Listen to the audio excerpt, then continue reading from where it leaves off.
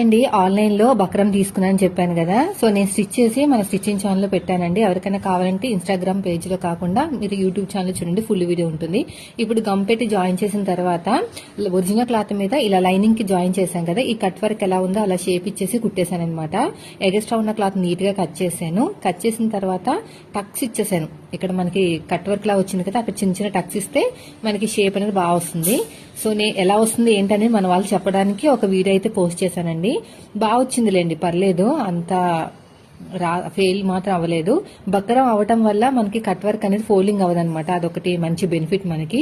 చాలా మంది నాకు కంప్లైంట్ చేస్తూ ఉంటారు, కట్ వర్క్ ఇస్తే ఆ కట్ అనేది ఫోల్డ్ అయిపోతుంది అక్క అని. ఇది క్యాన్వాస్ కాదనమాట, బక్కరం కదా, ఆ ఫోల్డింగ్ అయ్యే ఛాన్సెస్ చాలా తక్కువ ఉంటాయి. సో నాకైతే బెస్ట్ అనిపించింది.